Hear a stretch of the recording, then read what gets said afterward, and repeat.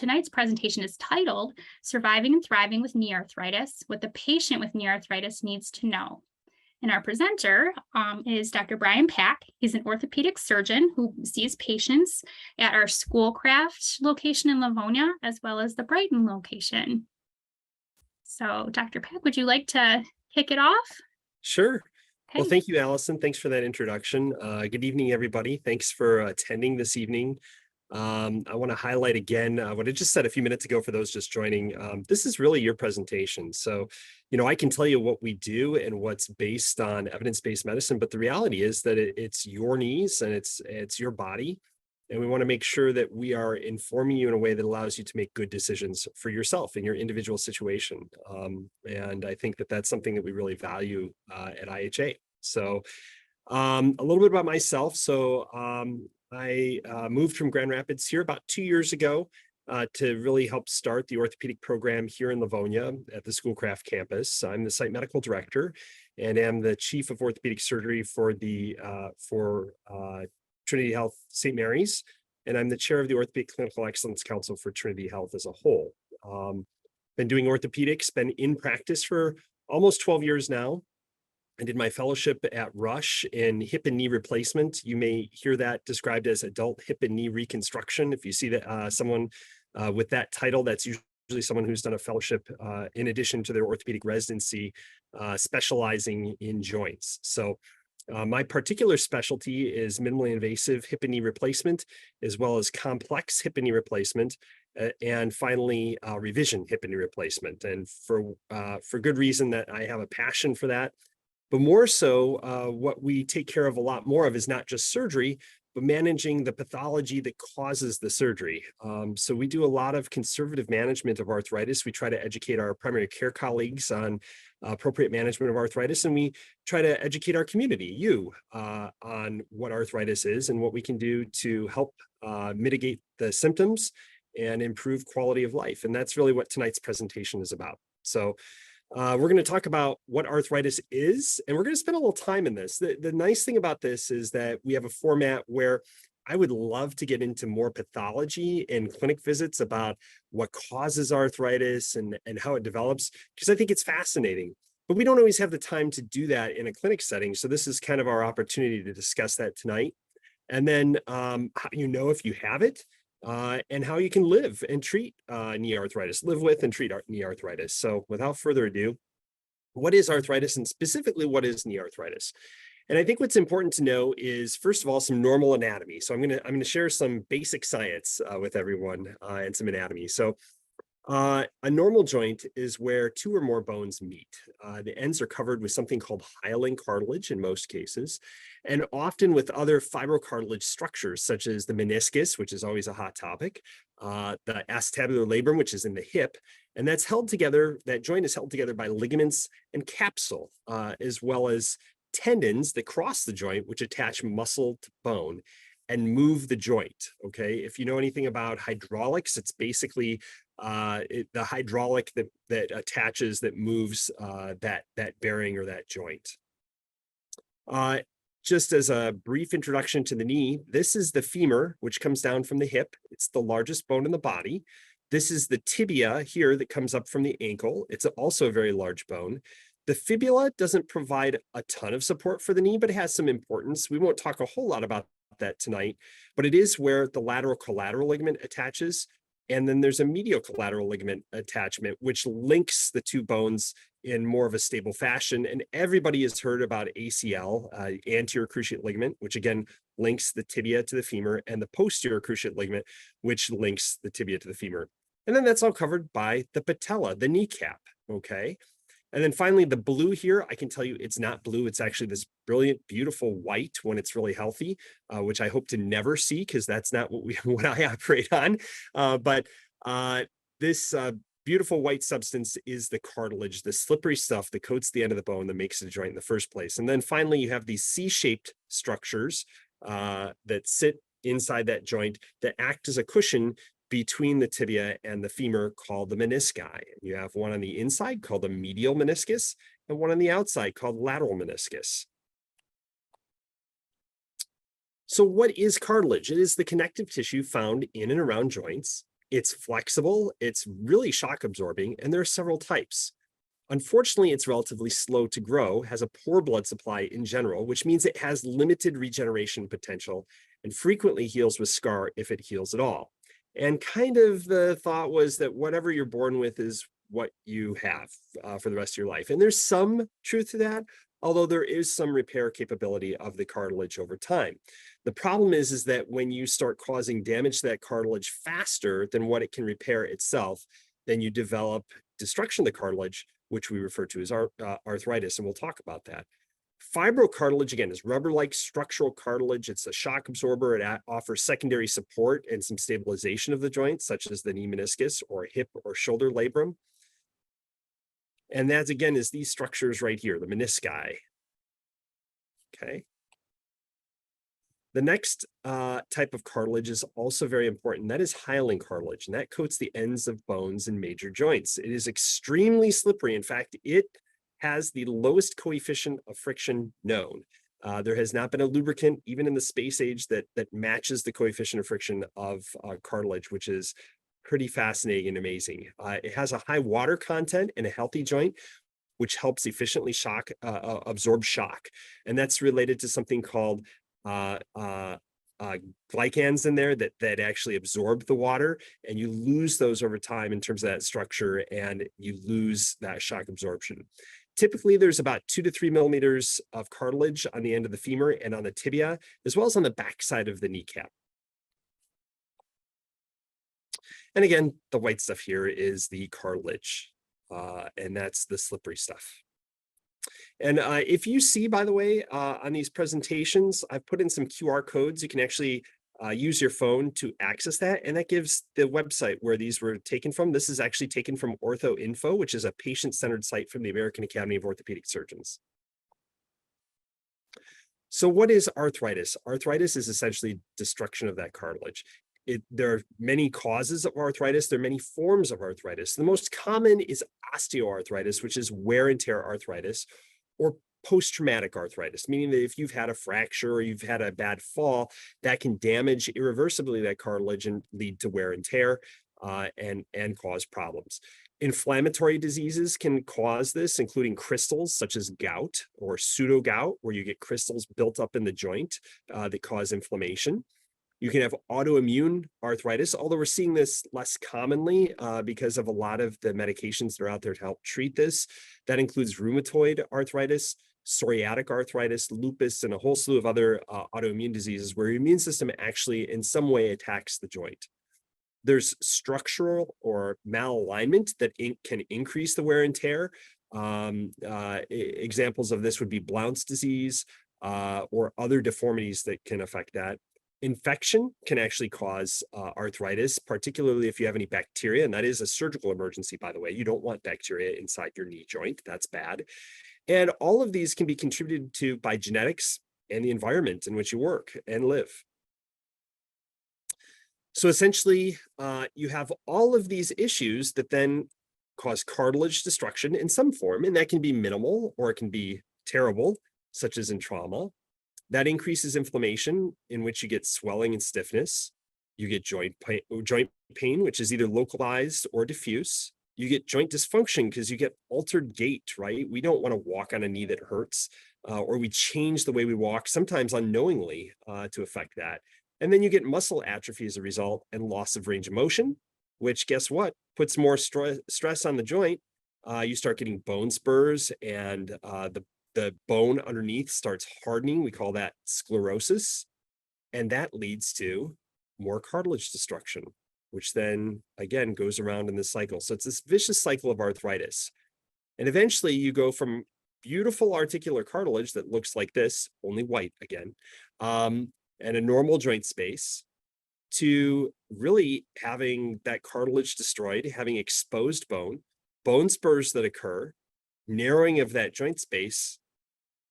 Basically, you're going from a paved road, this is definitely not a Michigan road, a paved road to a gravel road. And we see that progression on an X-ray here. So just to orient you to the X-ray, this again is a femur, the thigh bone. You can see the shadow of the kneecap right here on the front, and then you can see the tibia here. And that space again, represents the cartilage here. Okay. And so this is a relatively normal knee with a little bit of arthritis here, a little bit of narrowing. Then it goes to more moderate arthritis where we see more narrowing, to a little bit more advanced arthritis where that narrowing is more progressive in the inner compartment here. And then we see these bone spurs forming. And then finally, this is an advanced stage of arthritis where not only is it bone on bone, but it's actually starting to erode some of the bone with bone spurs all around. So you can see the difference from a joint that is relatively healthy to a joint that is really not healthy at all. The unfortunate news is that arthritis is progressive. It's typically slow. It's rarely rapid destruction of the joint. So to date, there's no proven treatment to reduce the disease or stop the progression. That's really disappointing. However, the symptoms can be managed and the function optimized. So we get patients that come into the office all the time and say, well, there's nothing we can do. I say, actually, there's a ton of things that we can do to manage your symptoms and make you feel better on that knee. So then the next question is, how do you know you have knee arthritis? Well, you may have some common symptoms such as morning stiffness. You may notice some activity-related and weight-bearing pain. And usually the pain is worse at the end of the day, especially after a long day. You start getting some swelling and maybe some tightness in the joint. It just doesn't seem to be working the way that you want it to or the way that it has in the past. In more advanced stages, you might notice some more grinding and crunching, or what we call crepitation as you move the knee. You may notice some loss of range of motion and some muscle atrophy, as well as deformity in real late stages of the disease. You saw in that x-ray how that knee starts to bow out or bow in, because that arthritis can occur in any place in the joint. And typically you start getting some limitation of walking in your daily activities. It tends to be insidious. It's rare that you can point to an event and say, well, that's what happened. But it can be sudden. It can be a fall, it can be a trauma, it can be something that causes damage to that joint and again progresses from there. Again, it's slowly progressive, but it can be rapid. You may often experience a sudden increase in activity that brings it on, or I'm sorry, you may have a sudden increase in activity that brings it on, such as yard work and weekend warriors. I guarantee you that this time of year, we're going to get busy because people have gone out to rake leaves and be working on uneven ground. And all of a sudden, they're going to notice that their knees are hurting. And we see it again in the spring when everybody does their spring yard cleanup, but not necessarily. It's typically localized, but it can be diffuse. And believe it or not, you can have a knee that looks pretty bad on an x-ray and not really know you have arthritis for years and years until you set it off. So how is it diagnosed? It's really based on an evaluation, not an MRI. I get the question all the time in the office. So what do the x-rays show, doc? What about the imaging? Do I need an MRI? Did you look at my MRI? And really the answer is based off of a history, a physical exam, imaging, which we'll talk about, and very occasionally some labs, which may be to look at for rheumatoid arthritis, gout, infection, or other causes. So what can you expect when you go to a doctor's office? A complete history and possibly even a survey. Believe it or not, we collect information on validated scales on how your knee is performing, and that helps guide treatment. You will get a physical exam or should get a physical exam looking at the way you walk, looking at your knee range of motion, looking at your knee stability, and that includes stressing some ligaments. You'll get a little pushing and a little prodding, checking for tenderness around the joint line, the bones, the ligaments, or the tendons to try and make sure that we're making the right decision, because you can have arthritis, but you can have other things going on with that knee that need more attention than the arthritis itself, because a lot of times it's not even the arthritis causing the pain, and that changes the treatment. You can have special exam tests to exclude other joints as a source. So don't be surprised if the doctor starts rotating your hip or looking at your back or checking an ankle, because all of those can actually relay pain or put the knee in pain. Imaging, the gold standard, believe it or not, is a good old-fashioned standing x-ray, like we saw in those pictures, and I'll show those to you again. It's cheap, it's low radiation, it's quick, it's accessible, meaning that most of us have it right in the office. It usually tells us what we need to know immediately.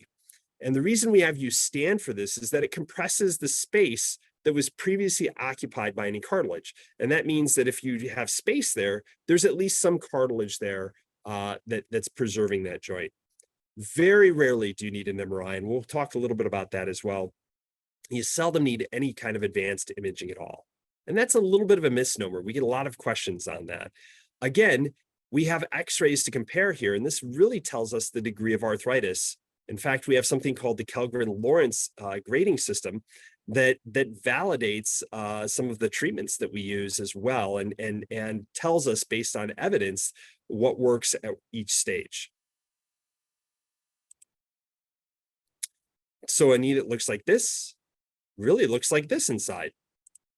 And a knee that looks like that usually looks like that inside. So why not an MRI? Well, it's just not necessary. It doesn't change the management. It certainly doesn't change the prognosis. It costs a lot of money. It costs a lot of time. And if you have arthritis, it's usually not very comfortable for many people to obtain lying still for a little while to get a good picture.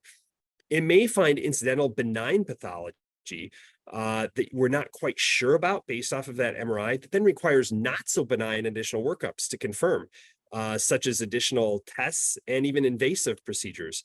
So we really don't recommend these as the screening process or even in the treatment process for arthritis.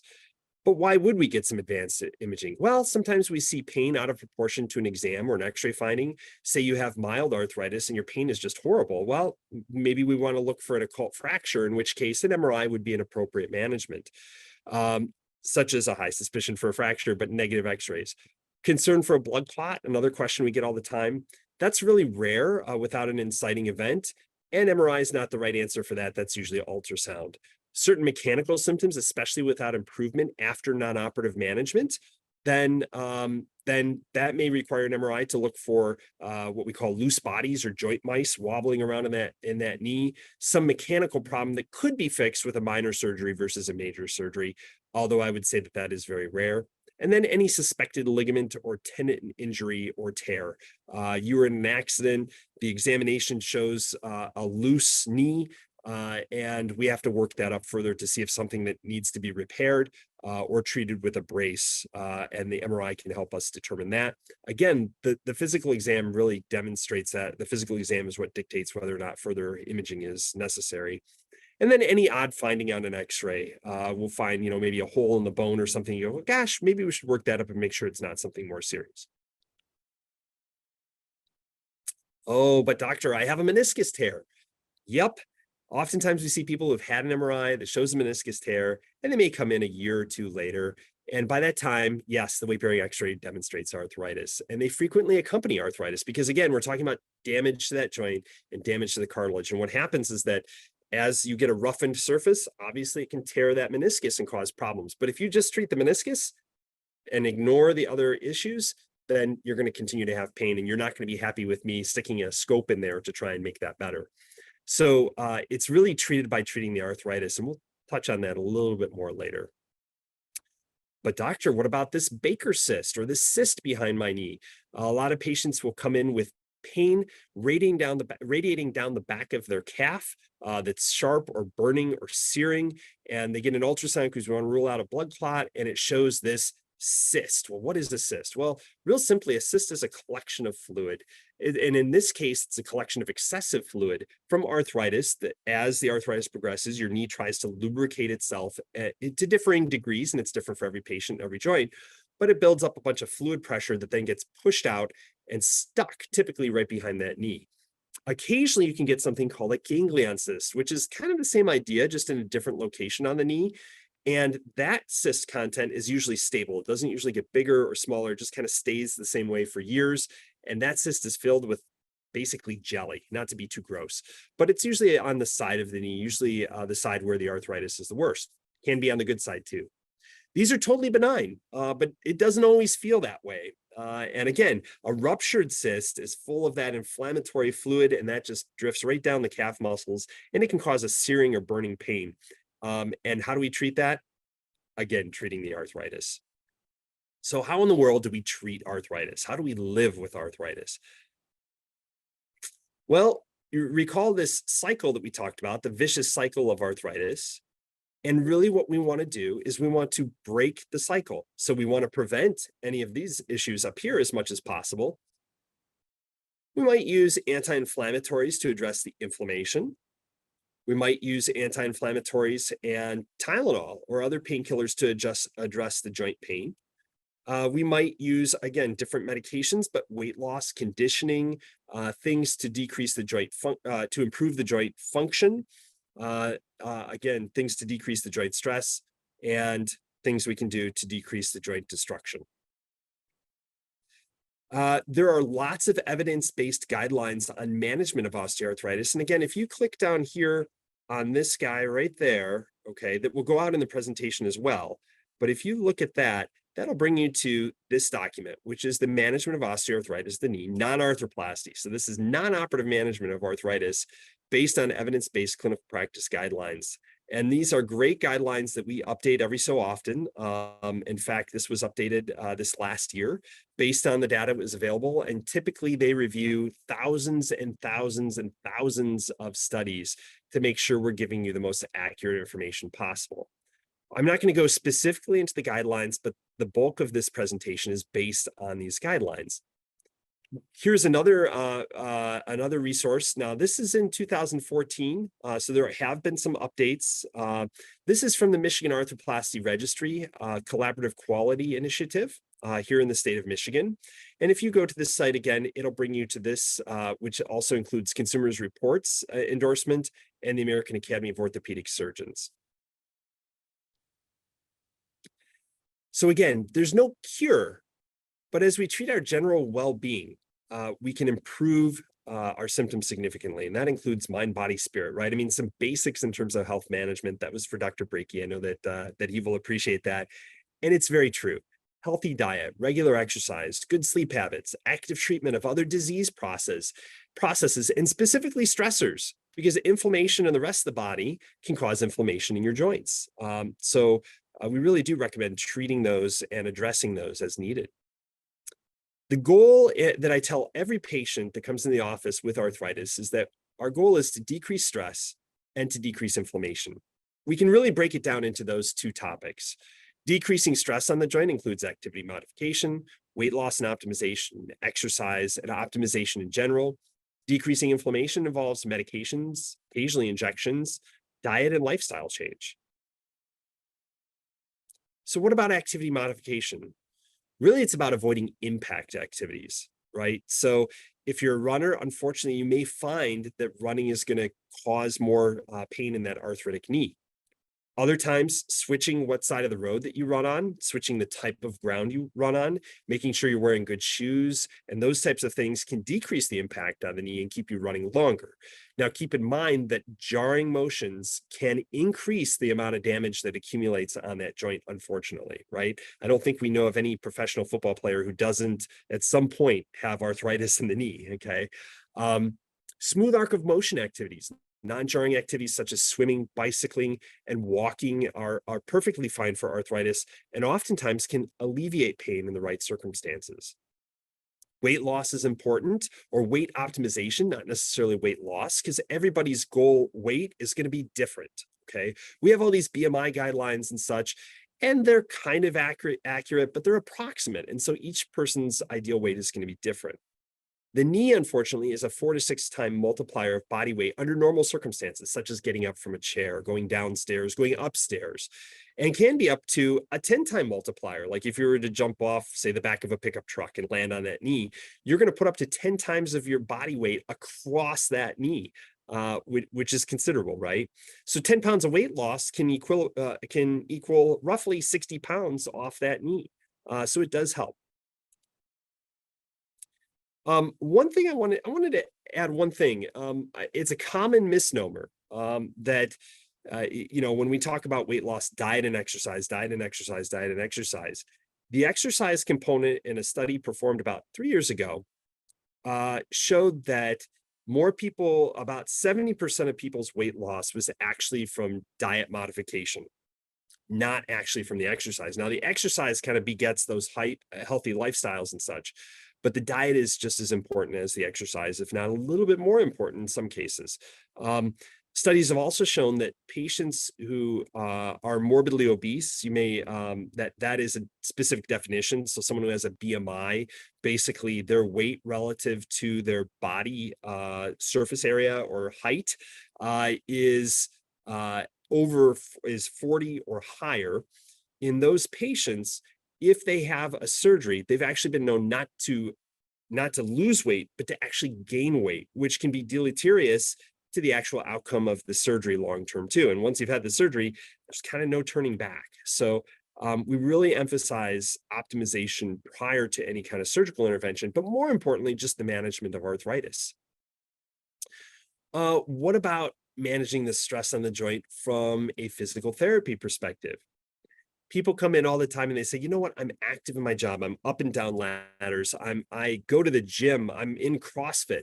And I say yes. And we take care of people whose quads look huge. But when you compare an arthritic knee to a non-arthritic knee, and you look at their quad strength, there is typically a difference. Okay. And that lack of optimization from the arthritis can cause more problems. And so we do emphasize some conditioning, simple conditioning exercises to improve muscle strength and balance. And guess what? That has a lot of literature to back it and a lot of data and is well supported by our Academy guidelines. It can improve muscle strength and your balance. It can improve joint stability. It can improve your range of motion and associated stiffness. And it can improve the function of surrounding joints, because as you start to develop less range of motion, start having a contracture of the knee, can't get it all the way flat, then that starts affecting your hip, it starts affecting your ankle. And guess what? That unfortunately starts to affect the same knee that's bothering you. So our goal is to offload that affected joint and make the suspension system strong. What about bracing? Well, bracing can occasionally be helpful, but not for all. It's not always tolerated, even if it does help. Not everybody wants to wear a brace, especially in the summer. And there are really two types in general. And that's a little bit of oversimplification, but there are two types. There's a hinged brace, which is for stability. And then there's a hinged offloader brace, which can actually put an opposite force on the joint to take the pressure off the portion of the joint that it has the most arthritis. The problem with that is that it is very rarely tolerated for long, because it's kind of annoying to have 3 pressure points around that joint that is otherwise sore, and they can help, but again, can create some other problems too. These are available by prescription or over the counter. I guarantee you that the over the counter is cheaper. So I oftentimes encourage people to try the over the counter if they feel like they can tolerate it, and they feel like it's helping, then we can move up to a prescription brace. Occasionally you need more stability than what an over the counter brace can offer. And so we will provide a prescription to help out with that. What about management of an acute flare-up? Okay, this is oftentimes described as an exacerbation of knee pain. Remember RICE: rest, ice, compression, elevation. And I learned this playing high school football. Not that I was good at it. I had a lot of opportunity to use this. So rest, ice, compression, elevation. Rest is to minimize the additional stress on the joint in an acute flare-up. Ice is just to cool things down, causes vasoconstriction and decreases the inflammation. Compression, such as a sleeve or an ACE wrap or a compression stocking, can provide support. And then elevation, again, to decrease the swelling. What about management of inflammation? We really split this into different things: oral medications, topical medications, injections, supplements, lifestyle and diet, which I'm not going to get into that as much because it just isn't my specialty. I think that's a really evolving field and very interesting, but it's certainly not where my training is right now. So oral medications include anti-inflammatories, painkillers, opioids, supplements. We'll talk about each of these. Non-steroidal anti-inflammatory medications or drugs known as NSAIDs. These get a lot of press, both for good and for bad. There is a ton of support for their use in management of arthritis because it does significantly decrease pain and symptoms. We often talk to patients right before a joint replacement who have to be taken off of these because it can thin the blood a week before the surgery. And I ask, so how are you feeling today before your surgery? And they say, you know what? That naproxen was actually working. I didn't think it was, but it was making a big difference. And I'm kind of upset that you made me stop it. Yes, these medications do work well. They're typically cheap. They're typically widely available. There is no difference in potency in terms of an ibuprofen versus an naproxen versus the more prescription versions like meloxicam or Celebrex or diclofenac or nubumetone. I've included all of these names in here just so you can kind of familiarize yourself and be familiar with what you see over the counter. It is a common misnomer that a prescription is better than over the counter. Now, the dosage may be different, but you can still take the same amount of ibuprofen through more pills, obviously, as you would get in a single pill from a physician. And oftentimes I recommend the over-the-counters because you can tailor that a little bit better to your need instead of having to take a massive dose like a prescription would offer. So what are the pros? Well, they've got a long history. They're well studied. They significantly reduce inflammation and pain in most cases. They're readily available and they're inexpensive for the most part. What are the cons? Well, here's where they get the bad press, right? This is, well, may increase your risk of cardiovascular event or in at-risk patients, stroke, heart attack, may cause you to die. And unfortunately, yes, they have a black box warning. I don't want to minimize that. Okay, that is important. It can increase the risk of cardiovascular event in at-risk patients, but usually we're talking at long-term usage. So a little bit here and there is probably okay for most people, but we do recommend that you discuss with your primary care doctor, or if you have a cardiologist or other cardiovascular doctor, probably a good idea to discuss beforehand. GI upset or ulcer, renal disease, they can increase blood pressure, they can increase your bleeding risk, and you can't take if you're on blood thinners. They sound great, don't they? Honestly, they're a good medication in the right circumstances. And that's the case with most of these things that we're talking about. Recommendations are, again, check with your PCP. Do not take if you're taking other anti-inflammatories. And the reason I listed them out here is so you know what other anti-inflammatories you may be taking. Be careful because oftentimes they include these in other medications. So you have to watch very specifically in there what you're taking. We don't recommend that you take if you've had a bariatric surgery, unless you've okayed that with your bariatric specialist. Certainly if you're on anticoagulants, any history of or any active kidney problems, again, would certainly discuss with your primary care doctor and watch your blood pressure when you're starting these. So recommendations, take them as needed. If the pain is worse, try for 1 to 2 weeks at a time, then try to wean as tolerated. If you need to take it a little bit longer, okay. If you're 4 to 6 weeks in, and it's not really helping, maybe time to see a physician. What about oral medications? Well, acetaminophen, right? One of the oldest medications and fortunately well-studied non-narcotic painkillers there is. Obviously, we hear all the time, Tylenol doesn't work for me. Where we see its effect is it can augment or help some of the effect of other anti-inflammatories. And you can, in fact, take it if you're taking an anti-inflammatory. It can augment the effect. By itself, sometimes it doesn't work for folks, but for a lot of people, it does help. And it's especially safer in our elderly population. It's cheap, it's widely available. Again, it's generally very safe, but you have to take it at the right prescription or at the right dosage. I shouldn't say prescription, but the right dosage for it to be helpful. It can be taken with other medications. Some cons, it's not effective for everyone. The formulations are unbelievably confusing. I mean, when you go through a pharmacy aisle and there's Tylenol Arthritis, Tylenol PM, Tylenol fill in the blank, right? We also recommend you avoid it if you have any liver problems, because this is a medication that's metabolized by the liver. If you tend to drink a lot of alcohol, you have to be really careful with this because this can adversely affect the liver. A few years ago, it kind of got into the media spotlight and it was kind of broadcast as poison. We know that that's not really true, except that if you're taking too much of it and if you have other liver problems. So recommendations, I'm going to come out right and say it. Avoid the Tylenol Arthritis or Tylenol PM or any of the ones that are kind of the specialties, because they're typically just more expensive versions of the same thing with either a higher dosage or another generic added to it, such as Benadryl. By the way, that's Tylenol PM, okay? Recommend that get the generic 500 milligram extra strength Tylenol, and you can take up to 2 of those up to 3 times a daily. Is safe for most patients. And again, caution if you're consuming alcohol or have any history of liver disease. And it shouldn't, unless you're taking higher doses, affect like Coumadin dosing, but you do have to watch your INR with anything that's affecting your liver. What about opioid narcotic pain medications? I can't say enough how highly discouraged these are for management of most arthritis. Okay. And this, by the way, this QR code for this one is for Michigan Open. We actually have a registry in the state of Michigan that really helps us give evidence-based facts on management of opioids, both for surgery and for non-surgical problems. So if you have any interest in this, this is a great resource. They're run at the University of Michigan. Chad Brummert and his team over there are just doing an excellent job, and we really appreciate their work. They're very addictive over time. As you take them longer, you decrease the efficacy, and it decreases your pain tolerance while increasing the need for higher dosages.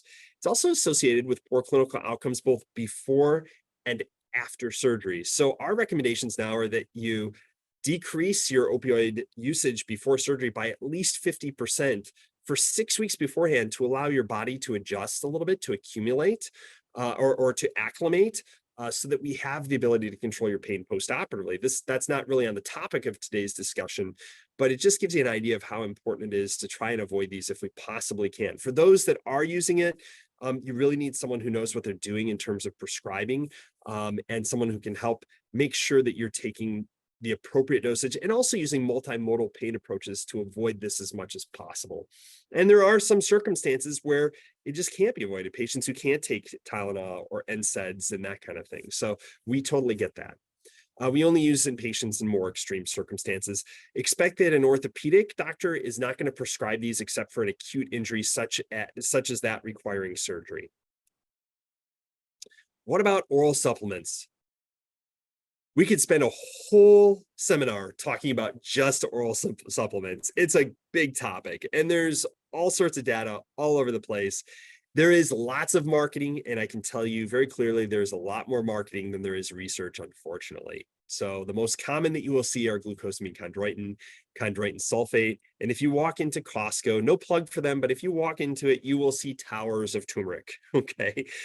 So does it work? We'll talk a little bit about it. What about tart cherry juice? Now, I'm originally from the Traverse City area, so I have to give a plug for tart cherry juice. There may be some conflict in there, but if you go to this link, that's a link to the Cherry Festival.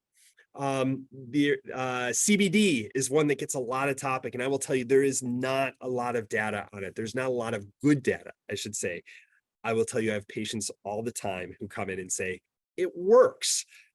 Is there a downside? And that's really the question. And the answer is we really don't know because it hasn't been studied very well. So my recommendation is buyer beware. These are expensive. Usually if it's not working after a couple of weeks, it's not going to work for you. In general, there's not good data. The data that we do have is small sample sizes, small groups of people studied with significant bias, meaning the company that is producing these is putting a lot of funding into showing that it is really effective. Beware of those studies. The 1 or 2 studies that I have seen that have been really good studies, such as a randomized controlled trial for glucosamine chondroitin, showed that it was effective in 2/3 of patients. They improved their symptoms, which was unfortunately the exact same as a placebo, a sugar pill. So mind over matter, maybe in a lot of these. My point is that if it works and you're not allergic to it and it's not causing a problem, probably not terrible. But do remember that just because something isn't a medication doesn't mean it doesn't have side effects. The US does not require FDA certification for nutraceuticals, meaning they don't have a high level of research that goes into it. And the vast majority, like I said, are probably benign, but I can't endorse that statement with research. I'm sure there will be there will be questions on that. What about topical anti-inflammatories? Well, Voltaren gel is something that just, it's been on the market for probably about 10 years. That may be an underestimate. It used to be by prescription only, and those prescriptions used to be really expensive. And a lot of insurance companies didn't cover it. It recently, in the last couple of years, went over the counter. Same formulation, same concentration to my knowledge, and it became a lot cheaper, although it's still relatively expensive. I'll give you that, okay? Best place to pick this up is at usually a buyer's warehouse kind of thing, like a Costco or a Sam's Club, occasionally on sale at other places. This is an anti-inflammatory that is absorbed through the skin into the local area where you apply it. You can use it twice daily, and it's shown to be effective for localized pain control and is endorsed by research. The pros are that it's safer than an oral. It can be taken in limited quantities in patients with other typical contraindications, in some cases, even on blood thinners, right? It is great for localized pain control. It really is for a lot of things, a lot of tendonitis, a lot of localized arthritis in one compartment. The cons are that it can still absorb into the system, though not as frequent. You don't get as frequent GI side effects, but you can get them. And it's expensive. It's not great for diffuse pain, meaning pain all over, and it shouldn't be taken with other anti-inflammatories. What about other topicals? Here again, I can't really recommend for or against, but they're available. For some people, different gels, lotions, ointments, patches can help.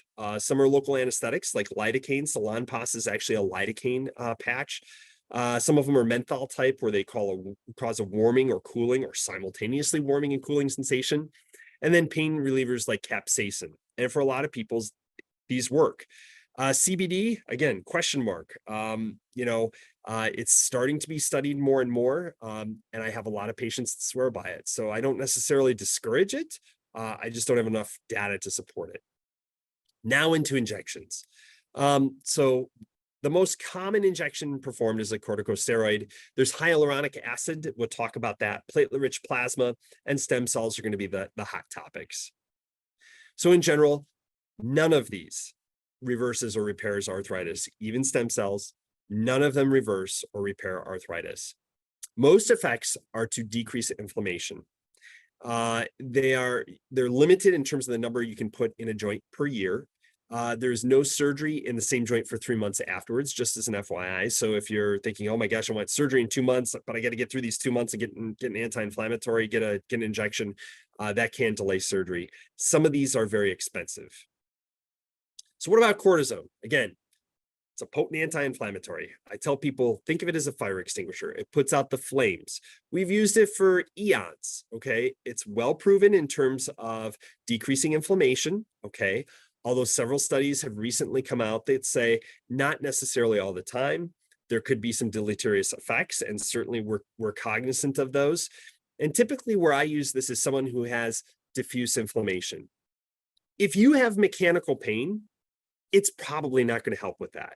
If you have pain that when you load that joint at one specific area and it's during that specific activity, it's probably not going to help with that. But if you have diffuse pain and swelling, it'll probably provide some relief for that. Typically, patients can expect 6 to 12 weeks duration of the effect, and it can be spaced at least 3 months, should be spaced at least 3 months apart and only as needed. The cons are that can again accelerate degeneration. And in patients who already have advanced degeneration where they're starting to get some erosion of the bone, we try to avoid it, okay? It does have diminishing effect, no more than 3 per year per joint, and it can increase the blood glucose. No surgery can be performed again after until 3 months afterwards. Hyaluronic acid. HA is an important component of healthy cartilage, okay? It's derived from rooster comb that's purified, not chicken fat. I hear chicken fat all the time. It's very funny. That is not what it is. It's originally thought to nourish or lubricate the remaining cartilage. Now, the remaining cartilage. So it's not real great for advanced arthritis. It's usually given in a series of 3 to 5 injections, depending on the type of injection, 1 week apart, depending on the agent itself. There are a few single injections available. They have come under fire for more painful post-injection reactions, almost like an autoimmune response. And you can actually have something called pseudo-infection, where the knee swells up like a balloon and it looks like an infection. Sometimes you have to be worked up for that. If it works, you can get anywhere from 6 weeks to 6 months of relief. And again, pros and cons. The cons are that there have been 12 peer-reviewed, high-quality, randomized controlled trials that, again, demonstrate no difference versus placebo. You can get a pseudo-infection reaction with excessive pain. They are expensive. They do require an insurance authorization, and not all insurances cover them. In fact, a few years ago, some of the main carriers just stopped covering them altogether, and it became a little bit of a battle. That's improved because there are some people that do benefit from this. And I would say people with that moderate degree of arthritis where they're not bone on bone can have some improvement. Not all the time, and there is a downside, of course. And really, I would say the same as of cortisone. The series, if it's going to be repeated, has to be over 6 months apart. And that's kind of dictated by insurance, but some guidelines as well. What about platelet-rich plasma? Basically, the process is the blood is drawn, it's spun down in a centrifuge. The plasma is taken out, the platelets are separated from that plasma. The platelets are diluted, and that's kind of where some of the expense is, because each company has their kind of specific dilution that is supposed to have a different effect. And then it's affected into the joint. I think there may be some advantage to this. Now, we don't do it in our office because the data doesn't support it quite enough. We are following that, and we will see where that goes. But again, there's limited evidence. And again, there could be a downside, okay? But I would stay tuned to this one. What about stem cells? These are highly marketed. They are extremely expensive, okay? And by extremely, I mean, so let's just a little comparison. The cost of an implant for a total knee replacement, okay? Not advocating that, but the cost of an implant is somewhere between $3,000 to $4,500, okay? Average, okay? For stem cells, the cost is about $5,000 out of pocket. There is no insurance that pays for this. Why? Because there's no data, no good data that endorses this. They're the data that we have is highly variable in terms of the method they use to measure it. It's highly variable in terms of how they prepped it, how they got it, where they got it from. They get it out of the hip fat. Well, is that truly a pluripotent cell? And there's no standard. There's no evidence that it actually rebuilds the cartilage in a human joint. Okay. Now, there is some evidence that it may help with some mouse models or rat models. But that's not us, and that doesn't necessarily translate to a human. It may decrease inflammation, and what we're seeing is some marketing to that effect that, oh, this will decrease inflammation. They are considered experimental. They're under scrutiny from the FDA. They've actually shut down a couple of clinics because of false advertising and some concern with that.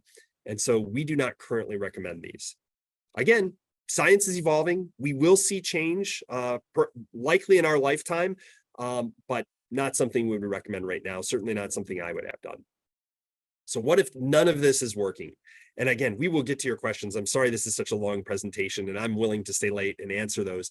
But so the first is, what happens if all of this fails? Okay. And I've still got symptoms, and it still hurts, and I can't function in normal stuff. Okay.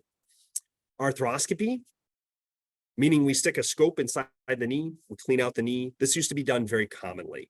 And we did it because we thought we would improve mechanical symptoms, and we thought it might be helpful. Keep in mind that you go from a paved road to a dirt road. And so what are we really accomplishing inside that joint? Are we filling a couple gaps? Are we cleaning up the shoulders? I mean, what are we doing? So in general, it's not really recommended for arthritis, and that is supported with the Academy statements.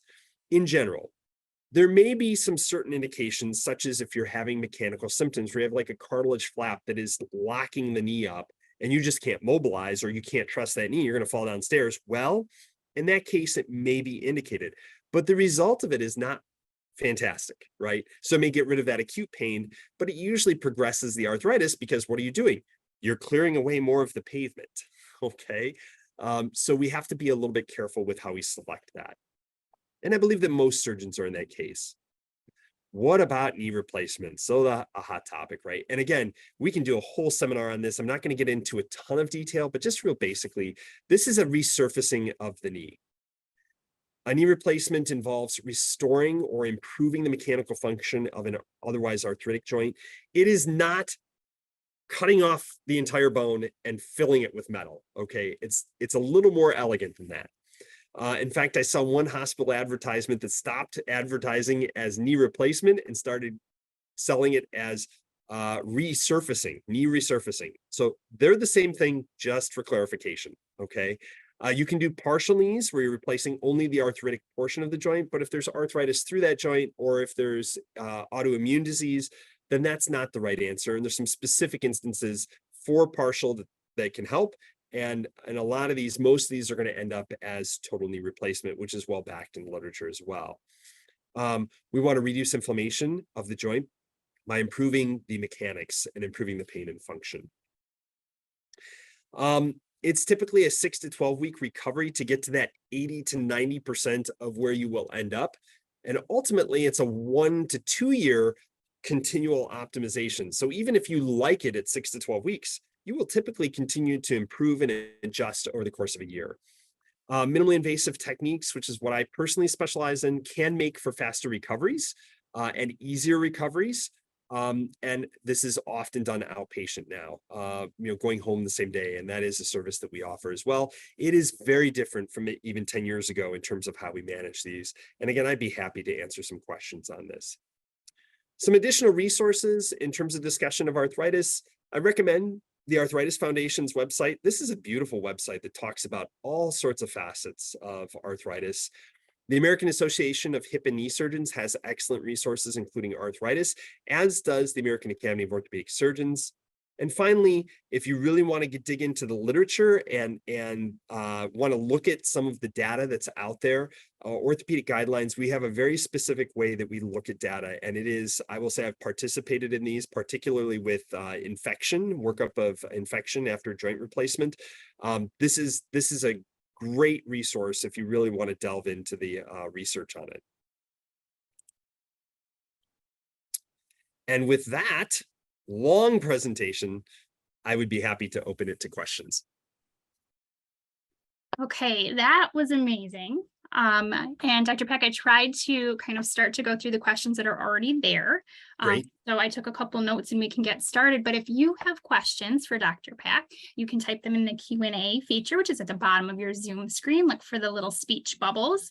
Go ahead and type them in there and we will do our best to answer as many of your questions as we can. So the first topic that I saw is kind of repeated several times from several different people is kind of the timing that comes with knee replacement. So how do you know when to get a knee replaced? And what does the recovery look like? And then the time between if you have to have both knees replaced.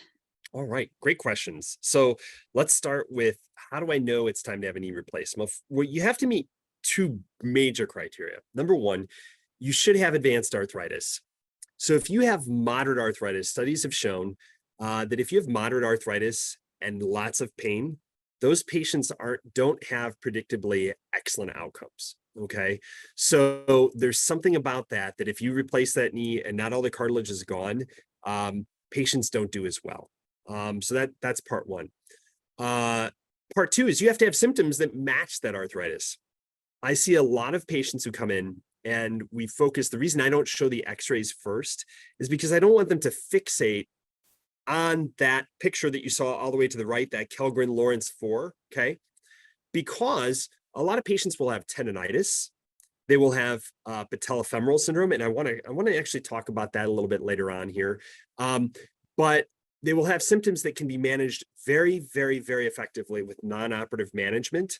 And so the first thing I would say is really optimization of that knee to know that the arthritis is driving the pain, that the mechanical problem is driving the pain. And then a mechanical problem that is driving the pain demands a mechanical solution. And that's where you can benefit from knee replacement. So we're very specific about that patient selection. I always tell people knee replacement is not an exploratory or experimental surgery. It is to fix a defined problem. One question that we have often is, boy, I have lots of pain, but I'm not yet bone on bone. And oftentimes it is going back and refocusing and making sure you had the right physical therapy, making sure you had the right conditioning exercises, because if you don't do it right, you can actually cause more problems than good. The next question, knee recovery. I'm going to talk a little bit about minimally invasive because that's what I do. And everybody has probably a different spiel in terms of knee recovery. What minimally invasive does, minimally invasive knee replacement, is number one, use smaller incision, yes, smaller cosmesis. We typically do not go up into the tendon itself, the quadriceps tendon that is. I don't know that it has a huge effect, very honestly. The way I learned to do it was to split the fibers of the muscle, keeping the bulk of the muscle intact. And I do think that helps a lot of people. More importantly, we're actually putting the knee through range of motion while we're doing that. And so we're causing less stress on that quadricep and the tissues around the knee because we're using the knee's native motion to get access instead of just dislocating the knee all at once, which is more of the traditional approach. and doing that entire surgery. What that affords you is typically a faster recovery. Patients are able to do a straight leg raise earlier. We use conventional implants, meaning we use implants that have strong backing with data. The Michigan Arthroplasty Registry, of which we're a member, and I'm actually the one of the co-chairs of the device committee, where we're looking at those devices. We don't want to use anything that doesn't have good data. Okay. And so we use implants that have good data to back it without compromising your long-term outcome. The upshot is a faster recovery to get to that long-term outcome that is the equivalent if you did a traditional. So what's the recovery? The first 2 weeks are usually the hardest. Day 1 to 2 days out, you're not too bad. Day 3 to day 4, your body figures out that it had surgery and it's not too happy about it. So you get a lot of inflammation and then and pain. And at the same time, we want you moving that knee. We want you working that knee to get your motion back. So it's a lot of physical therapy. It's a lot of you doing the exercises to stretch the knee and get the swelling down. And usually by about 7 to 10 days, you start actually liking that knee, start thinking it was a good idea to have surgery. My picture usually comes off the dartboard by that point. Somewhere between 2 to 4 weeks, most people are starting to feel better than they did before the surgery, or at least having that sensation more often than not. Still messing with sleep, but at that point, you're starting to get back to driving. If it was your right knee, if it's your left knee, it's as soon as you're off of any pain medication or narcotic pain medication. By 6 weeks, most people are about 80 to 90% recovered. And that's a bell curve, right? So you have some people that it took them 3 months to get to pushing a cart on level ground. And the soonest I've had a patient go back to golfing is 3 days. I do not recommend that. But they were very happy in Florida. Again, I don't recommend that because it can compromise your entire recovery.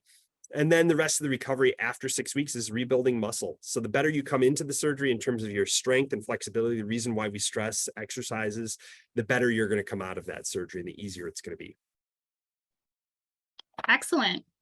So what about age limits, meaning what is the youngest age that you would suggest undergoing surgery? 70 to 80. No, I'm kidding. It really depends on the patient and the pathology. So honestly, the youngest patient I've had to do a knee replacement, I say had to because we tried everything else, with someone who had severe arthritis related to a disease condition, was 22 years old. That patient is at a high risk of having to have it redone at some point, by the way. The oldest knee patient who have performed a knee replacement, again, in that shared decision making, making sure that the family was on board and making sure the patient was, of course, on board, was 89. My cutoff for surgery for knees is different from hips because knees are a harder recovery than it is for hips. Hips are much easier. So, we'll do hip replacements pretty much as old as someone is, as long as they can walk. For knees, it's different. You have to be really engaged in your recovery. Great. Allison, I want to go back to anterior knee pain because I've seen that question pop up a couple times. Front of the knee pain or knee arthritis in the front is treated a little bit differently. Okay. And the reason is that a lot of the pain that you get on the front of the knee is related to your quadriceps strength and a balance between body weight and stress relative to the muscle strength. And if that's not addressed, even after a knee replacement, unfortunately, I just saw someone regarding this a few days ago had an isolated patellofemoral replacement where you just replace the front of the knee and no improvement because the other issues weren't addressed.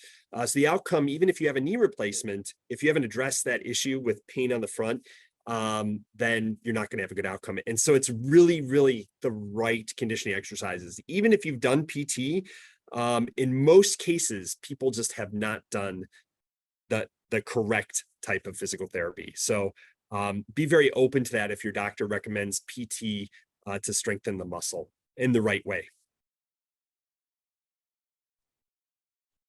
Okay, as you kind of scroll through the questions, I see one here that it looks like this person is a chronic runner. Has had chronic knee pain, is a long-term runner. For me, I'm not a runner, so I would say that would be a chronic. It can be kind of chronic, yeah. I get that. So it's a chronic knee pain for 12 years and a long-term runner who's relatively young. They say, I have the most difficulty with extended standing. I can't stand for more than a minute or two without leaning on something or continually shifting weight. Can you talk a bit about why it's so difficult to stand because it feels better to walk or run? In most cases, it's your quadriceps, believe it or not. It's not, and it can be your glutes as well. And so it's optimization of that quadriceps. And by the way, that's not doing squats necessarily, because that increases the contact pressure. Let's talk a little bit about that. So squats are where you're putting load in what we call a closed chain. So you're basically squatting down and standing back up, and you're putting a load on the front of the knee, but it's a really efficient way to build the muscle. In fact, it's the most efficient way to build the quadriceps muscles. The problem with that is that you're also putting stress on that knee, which is also painful. And so patients will do it for a little while, and then the pain increases, and then they stop doing it. And then their muscle atrophies more. And so it exacerbates the problem. So we're very specific on doing some straight leg raises to just start that process, and then getting into squats as that muscle gets stronger, because then you're decreasing the stress. But most of the time, endurance, pain going downstairs instead of just going up, getting up from a seated position. Patients say, I can't kneel. And you ask, well, can you kneel? Oh yeah, I can get down, but I can't get back up. That is typically not a function of the knee joint as much as it is a function of the muscle strength relative to the condition of the knee, if that makes sense.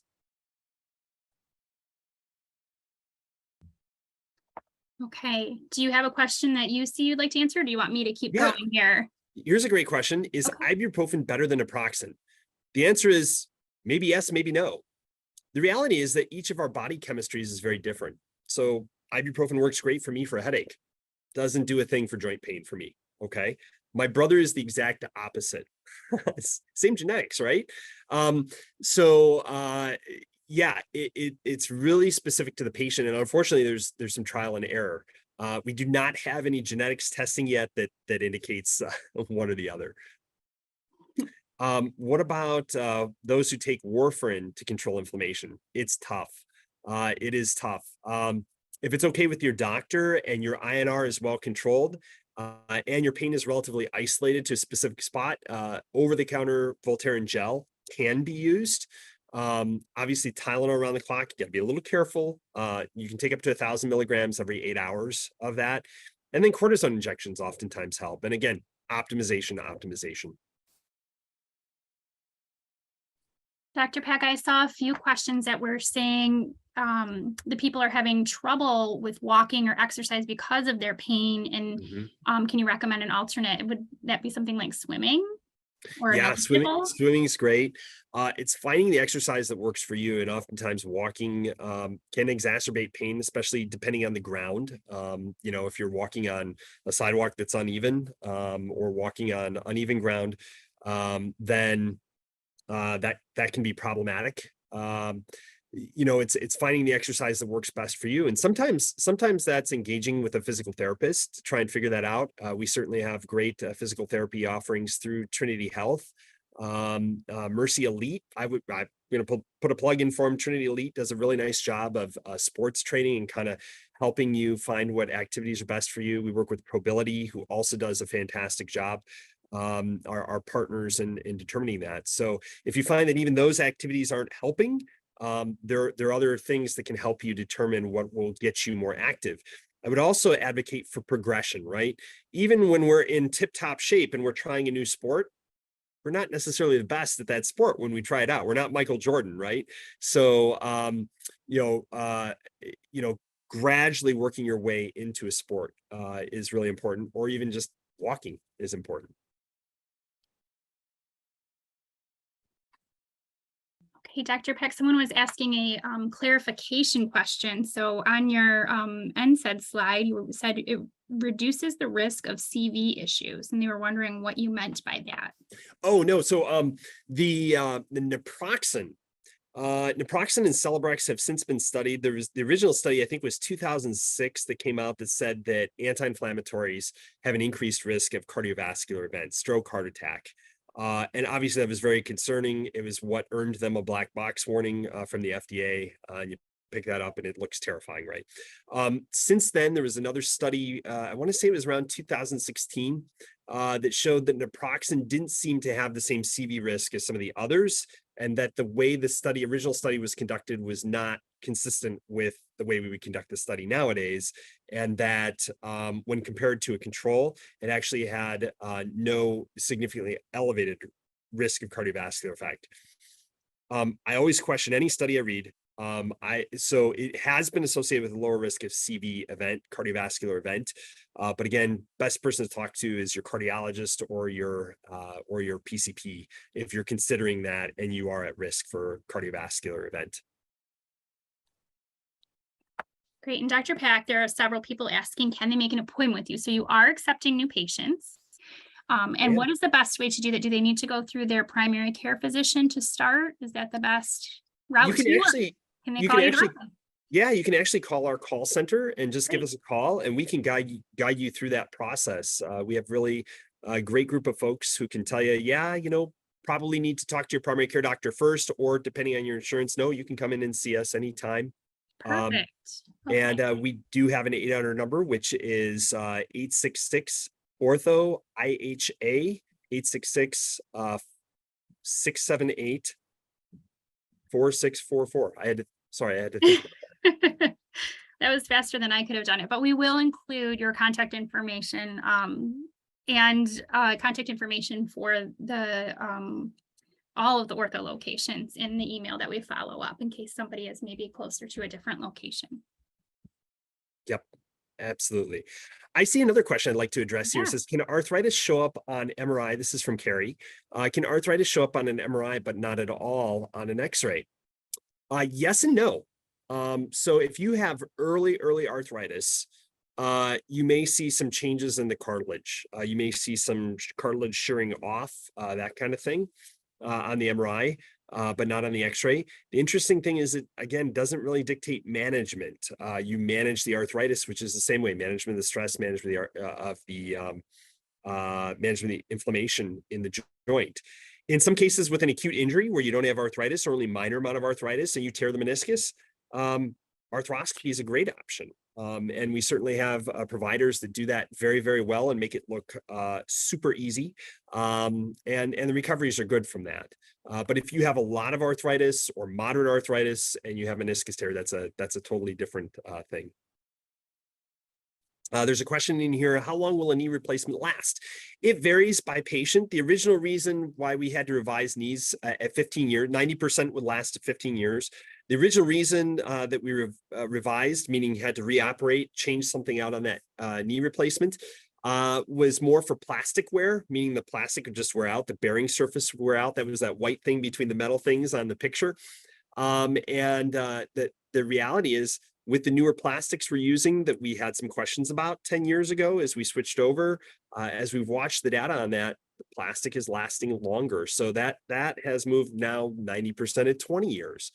Can you end up with a revision at 5 years? You absolutely can. Most common reasons for revision at that point are going to be infection, unfortunately. And we in the state of Michigan have taken a dramatic undertaking to reduce the risk of infection, really a partnership of orthopedic surgeons and hospitals across the state of Michigan through the Michigan Arthroplasty Registry to improve and decrease the risk of infection. And we're proud to say that that rate is among the lowest in the country. But that is still one of the highest reasons that patients get revised. And then unfortunately, mechanical complications. So the knee is put in not perfectly or doesn't match the mechanics of that patient's joint. So that's one of the reasons that we are just very, very vigilant about how we do that. You may hear something about robotic knee replacement, very hot topic. And the goal is to address the revision rates from patients failing early because it's not put in right, not aligned right. And the data for folks who already are doing a good job of aligning, the robot doesn't really help. Those who are doing lots of joint replacements a year, it hasn't been shown to help things dramatically. Now, again, science is evolving. We may see some changes. We're certainly open to those changes. But where it seems to help is people who aren't doing a whole lot of knees, who do have some issues with alignment. That isn't to say that everybody uses robot has issues with that. There's some really great providers who do it, but that's one of the causes for revision, unfortunately. You talked a little bit about knee pain sort of being caused by quads versus the actual knee. Is that if you have knee pain, can it cause pain in your hip, or can that kind of refer other places as well? Great question. Actually, one of the most common reasons that, well, I wouldn't say it's the most common, but it is a not uncommon reason that we see patients for knee pain is that they have really bad hip arthritis. And the way that they're walking because of their hip is actually stressing the knee, and they're not feeling pain from the hip arthritis, which highlights the fact that you can really manage arthritis and not have problems with it for years. But they're getting the pain in the knee. So if you're getting hip pain, it may be the quadriceps. That's where the quadriceps attaches, or one of the attachment points. It could be the way that you're walking. It unfortunately could be some hip arthritis or hip pathology going on there too.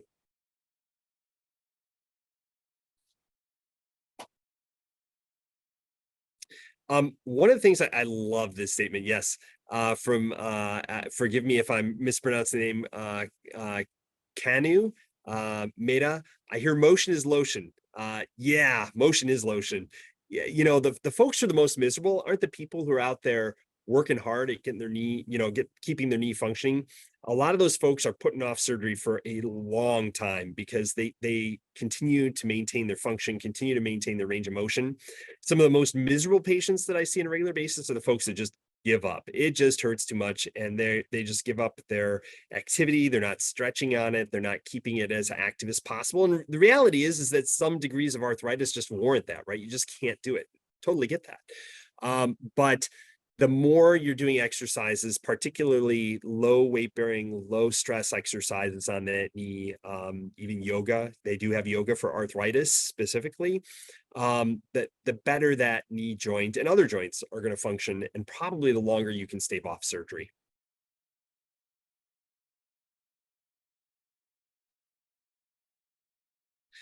What about copper braces? Opinion on that. This is opinion again, because there just isn't a lot of data. I love the copper fit braces at Meyer. Why? They're cheap, they fit well, and has nothing to do with the copper. There's not good data to support that the copper helps.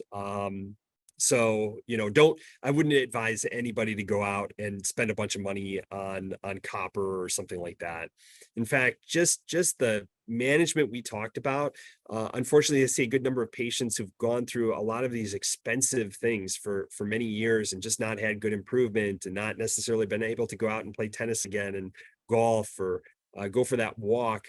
And a lot of things that we do make it better without a lot of risk to the patient. So yeah, beware of stuff like that. Magnets are another one. And I always say, if magnets worked, the hospitals would be marketing them, because they have some of the most powerful magnets there are. They're called MRIs. So I haven't ever seen someone come back and say, oh, wow, that MRI made my knee better. So That would be amazing. We talked a lot about different types of shoes. Is there something specific that people should be looking for to help alleviate knee pain in a shoe? great question. So one of the topics that has been studied is putting in an insert, like a wedge insert in the shoe. And that has been shown not to be effective. However, I would say a shoe that has good padding, a shoe that addresses any foot deformity that you have, or tendency that you have. There's pronators and overpronators. I am not a foot and ankle surgeon. We have a great foot and ankle doctor here, and some great podiatrists here as well. They are more informed about that than I am. But one that improves your alignment for your feet and your ankle, and one that really has good cushioning, so that you're not beating your knee up. I always tell people it's a lot cheaper to invest in an expensive pair of shoes than to reinvest the money in a new knee. So some food for thought there.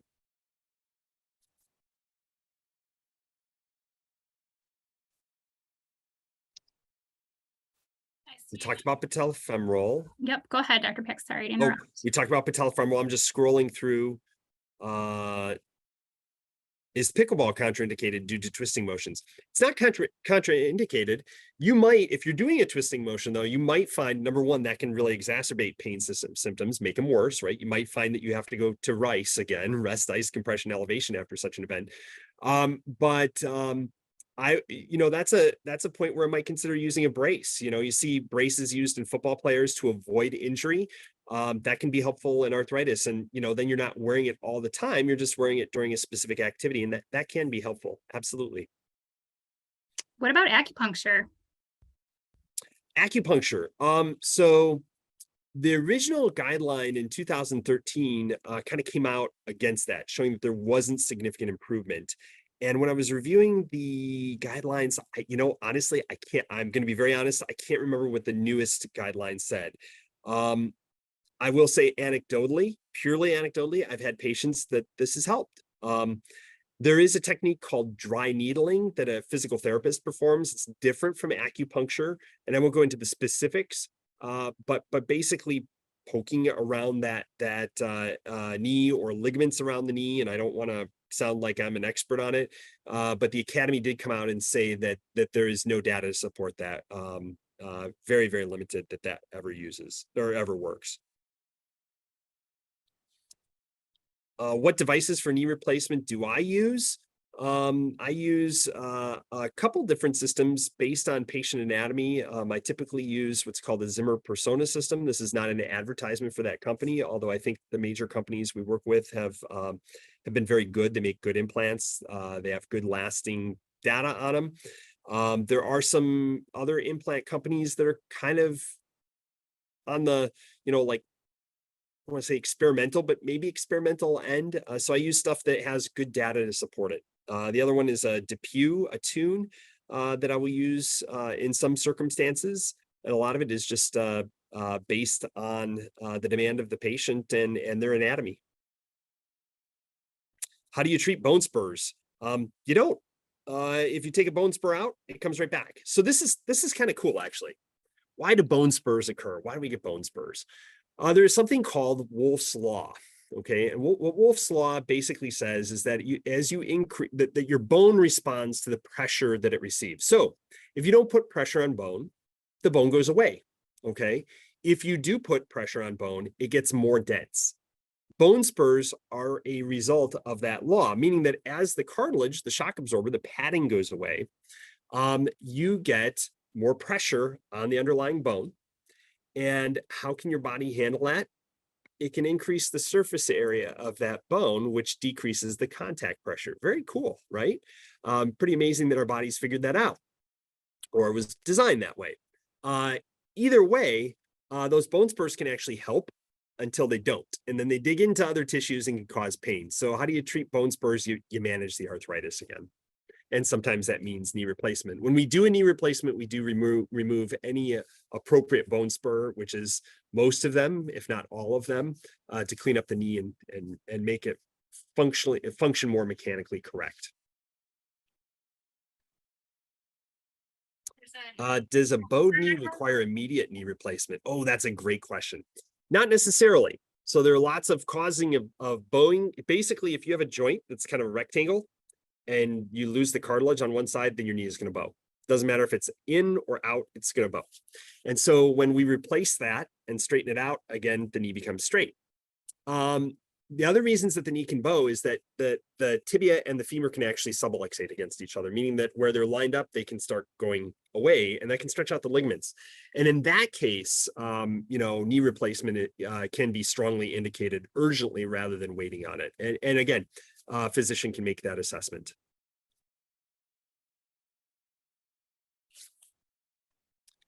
Knee clicking. I'm pointing out at this one because this is a common question we get. Knee clicking. There are lots of things that cause a knee to click. There are lots of things that cause a completely healthy knee to click, believe it or not. You have not only the two bones moving back and forth as not quite a hinge type mechanism. There's actually, your knee is a very complex motions. There's rollback of the femur on the tibia. There's rotation of the tibia on the femur. And then in the middle, you have your kneecap going back and forth. So knee clicking can be the cartilage itself. You can have cartilage tears that click. You can have the meniscus that clicks.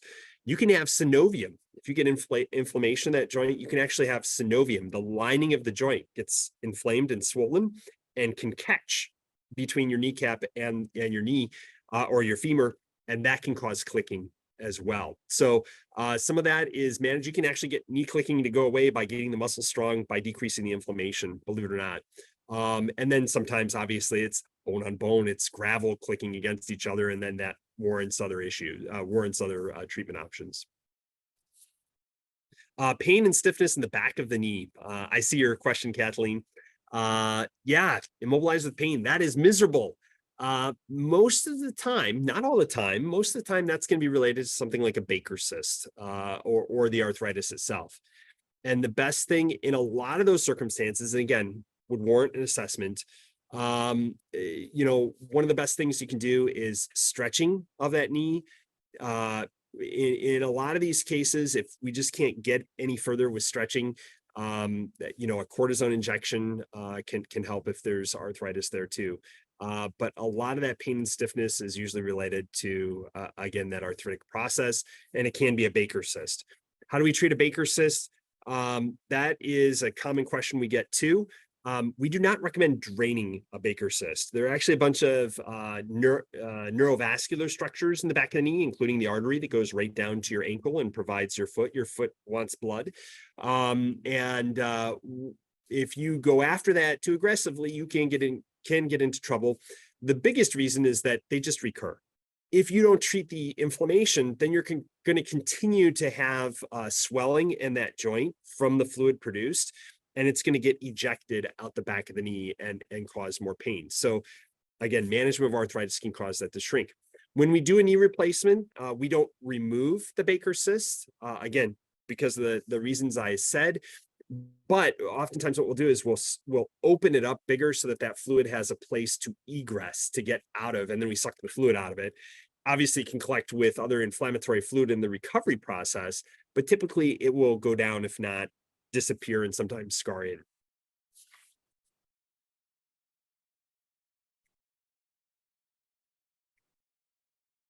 All right. Any other? Oh, I see Kathleen said it isn't a Baker cyst.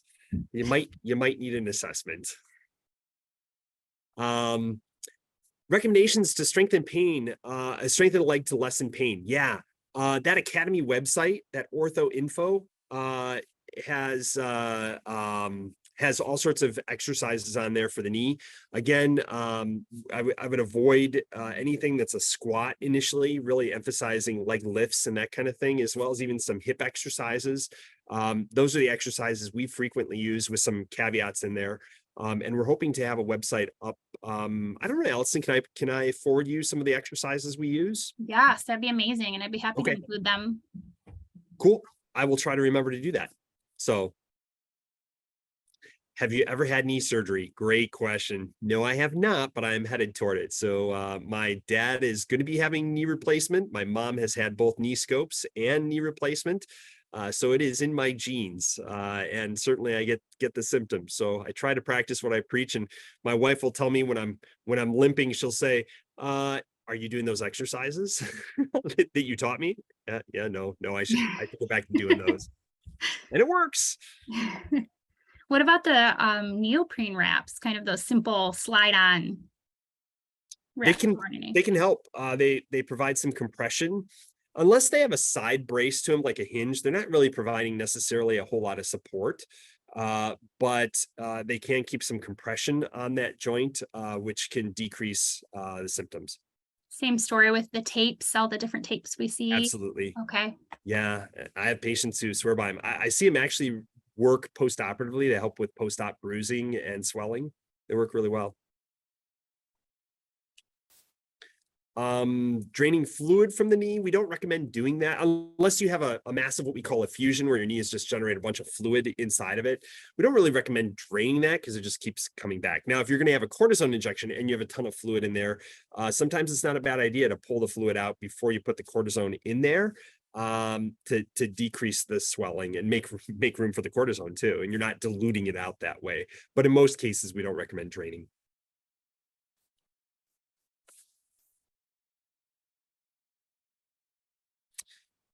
Is revision the only solution to surgical knee to start hurting again? Not necessarily. And again, depends on a workup. If you try to make an appointment with me for a knee that has already been replaced, you'll find that we have more limited appointments times for those because they take longer to work up. There are lots of things that can cause that surgical knee to hurt. And so we use a little bit more time to work those up, just FYI. It looks Do I like, ever replace both oh, knees at the same time? I do not, because I like my patients. I actually love my patients. So the reason is that studies have shown, even though it's safe, even though it's effective, most patients who have both knees done at the same time have about 10 degrees less range of motion on average. And my biggest reason is that if you have a complication with one during that, again, it's rare, but if you do, it's a major issue for your recovery, and it can compromise both your outcomes. So I don't like putting both my eggs in one basket there. The closest I'll replace them is 6 weeks apart. That's not for everybody. A lot of people will opt for 3 months. Sometimes replacing one knee that was just really dysfunctional actually allows you to take the load off the other knee.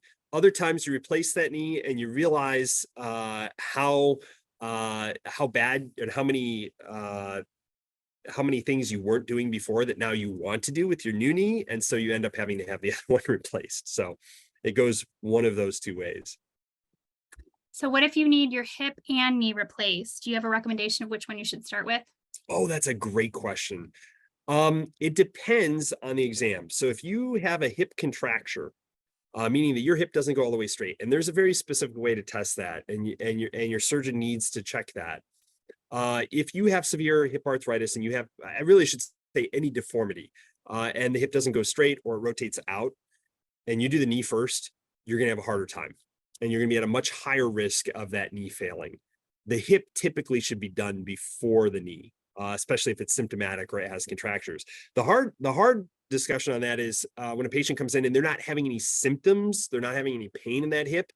All of it seems to be in the knee. In fact, you do a cortisone injection in the knee and all the pain goes away.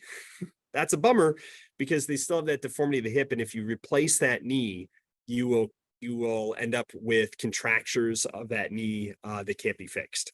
So usually we recommend replacing the hip if it's severe before the knee. I Okay. see that great comment from Gene. I do silver sneakers through Medicare and my knees have improved 100%. Yeah, that is a frequent thing. So don't be afraid about PT or working those knees out. All right. So it looks like there's one more question I've seen a couple times. Why can't you have a cortisone shot before surgery? Oh, great question too. Yeah. And really this goes for any injection. The studies were recently repeated for even HA injections. The it increases the short answer is it increases the risk of infection within 3 months of the surgery.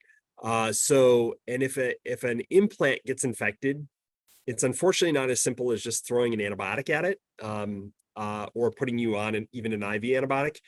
It involves significant surgery. You have to actually sometimes take the implants completely out, put a temporary implant in that helps kill off the bacteria, plus an IV antibiotic for 6 weeks, and then go back in and replace the knee. You can tell why we've spent so much time and so much effort to decrease infection in the state of Michigan, and we're still working on those efforts to make it the safest place to have a joint replacement in the country. So one of those guidelines is that we don't recommend doing a cortisone injection within 3 months of the operation, and that includes the HA as well. Do you check out the hip prior to doing a knee? We absolutely do. In fact, it's one of the reasons why we do a long leg alignment X-ray, and we also rotate that hip around to see if it is acting up. And Maria, I see your question. Can you explain why the leg bows out? And we talked about that a little bit earlier, but it's as the cartilage goes away on one side, then you end up with that tilting, and so the knee will bow out. So if the cartilage goes away on the inside, then it will bow out. If the cartilage goes away on the outside, it will bow in.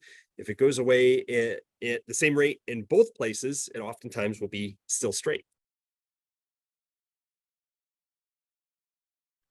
So interesting.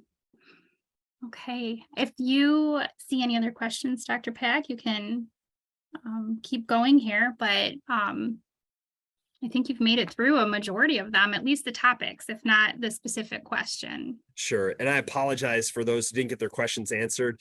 happy to answer those in person as needed too. And we'll be Absolutely. posting this. Some of it may have additional information that you missed. I'm sorry, it was very dense. But just want to thank everybody for coming tonight. Here's our building. You may have seen it on 275, beautiful new building that we're very proud of. But we're more proud of just seeing patients here. And if we can help in any way, we're happy to do so. So this was an incredible presentation. Thank you so much. I know it's been a very long day for you. I think I speak for everyone who joined tonight saying that we are so appreciative of your time and expertise. We will include all of the contact information for Dr. Pack and the entire ortho specialty, so you can see where all the locations are and all the different physicians available. So look for that in the next few days, as well as the recording, which will also be posted on our YouTube channel. So with that, thank you so much, Dr. Pack. We appreciate Thank you, Allison. And yeah. thank you, everybody. Have a great evening. You too. All the Bye-bye. best. Good night. Good night.